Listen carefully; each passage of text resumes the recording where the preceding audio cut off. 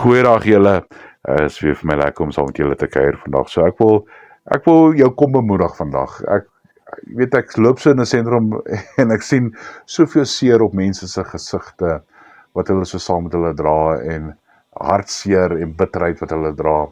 Jy weet dat hierdie boodskap wat ek jou het vandag, hopelik is dit iets wat jou kan bemoedig om daardie seer en daardie pyn te los, jy weet. Want op die einde van die dag, nee, as jy dit nie los nie, word dit jou God. Dan beheer dit jou. So ek wil vir jou voorlees uit Jesaja 43 vers 18 en dan ook so vers 19, maar net die A-gedeelte.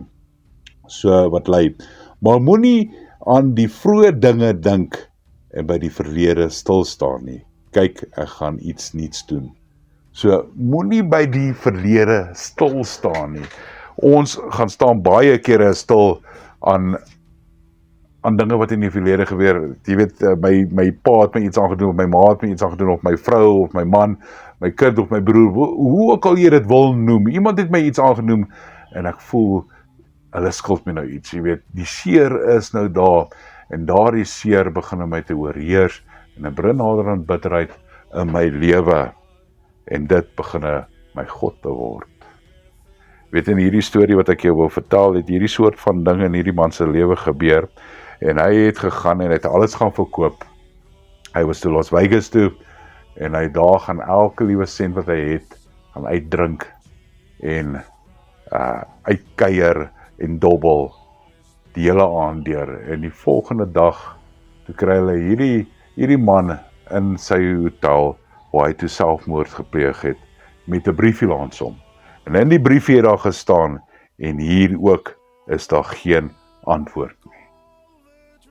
Hierdie man, wat so hartseer is, het op verkeerde plekke die antwoorde gaan sit. En hoeveel kere is dit nie ook ek en jy, wat gaan soek op verkeerde plekke, antwoorde vir ons seer, en vir ons bitterheid nie.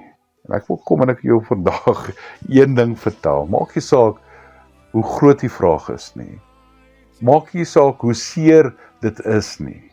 Die antwoord is altyd Jesus. Want die oomblik as hy nie meer deel is van my prentjie nie, dan begin my lewe betekenisloos wees. Daar's nie 'n waarde in my lewe nie. En ek wil jou kom bemoedig vandag, om terug te draai na dit wat die Here toe is. Soos ek jou gesê het, maak nie saak hoe groot die vraag is. Dit is altyd Jesus. Die antwoord is altyd Jesus. Kom terug, sodat ons hierdie 19a gedeelte, waar hy iets niets in ons lewe kan begin doen.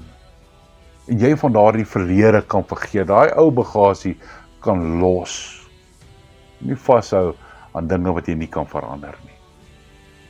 Hou jou oë gefokus op dit wat die Here is. Bring jou fokus terug na dit wat die Here is toe, sodat daar 'n transformasie in jou lewe kan kom, sodat jy daai iets niets kan vashou, sodat jou lewe weer waarde kan kry.